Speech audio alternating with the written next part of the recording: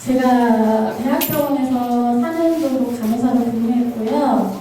또 의료소송을 전문으로 하는 로펌에서 1년 정도 근무한 경험이 있어서 제가 가지고 있는 내용을 여러분에게 좀 전달해주면 이번 주가 인권주간이라 관련된 내용을 좀 얘기를 들려드리고 싶어서 준비했습니다.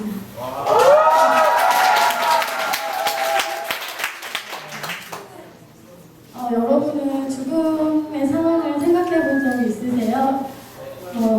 본인이 내가 원치 않은 교통사고로 인해서 갑자기 뇌사 상태에 빠져서 입원하게 될 수도 있고 갑자기 질병에 걸릴 수도 있고 그런 식물인간이 된다면 여러분은 그 중환자실에서 기계를 덕지덕지 달고 의식 없는 상태에서 의미 없는 삶을 연명하고 싶은지 아니면 가족들과 하루 이틀이지만 가족들과 의미 있는 시간을 보내고 싶은지 생각을 한번 보는 것도 좋을 것 같아요. 그래서 한 설문조사에 따르면 암 환자나 가족 모두 그 심폐소생술이나 다른 그런 무의미한 연명치료를 중단하는 의견이 많았고요. 제가 로펌에서 일할 때 저희 로펌에서 담당했던 사건 얘기도 좀 들려줄까 합니다. 네.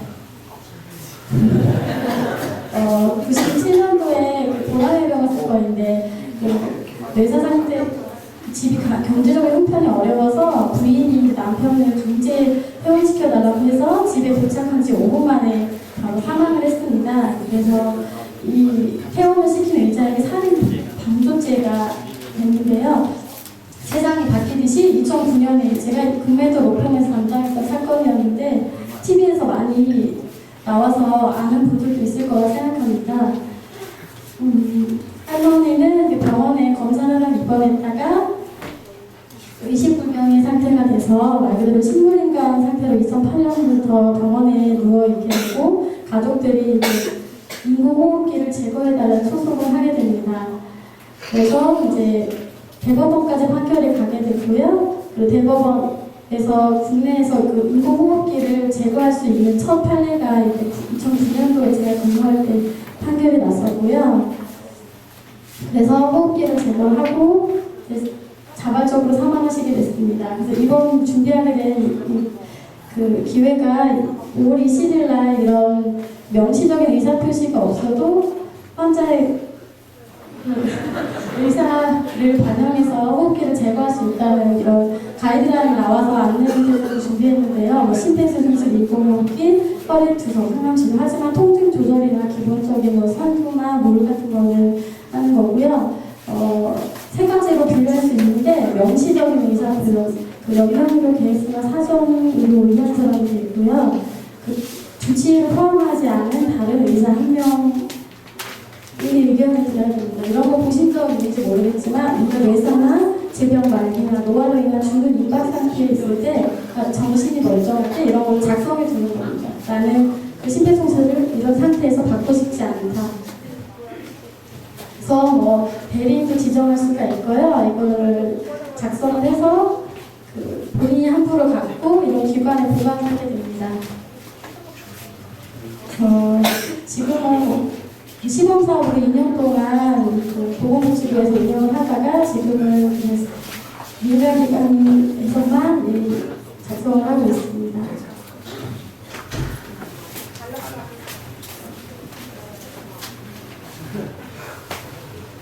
왜 다행이라는 말을 들어봤는지 모르겠지만 그래서 최근에 이런 죽음에 대한 생각도 많아지면서 이런 작성을 사전으로 의향서를 작성한 사람들이 늘어나고 있거든요.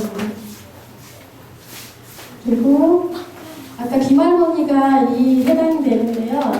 할머니는 평소에 나는 의미 없게 그렇게 소생술을 호흡기를 달고 있지 않다는 가족들의 진술이 일치했기 때문에 대법원에서 판결을 해줘서 호흡기를 제거하겠고요.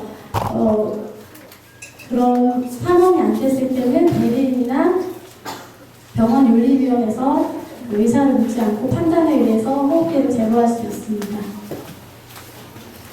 현재는 호흡기 제거와 관련된 법은 없고요. 이 가이드라인이 나오면서 지금 법을 만들려고 공청회를 거쳐서 법이 만들려고 준비 중에 있습니다.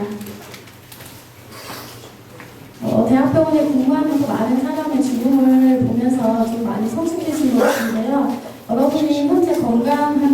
얼마나 감사한 건지 좀 느꼈으면 좋겠습니다.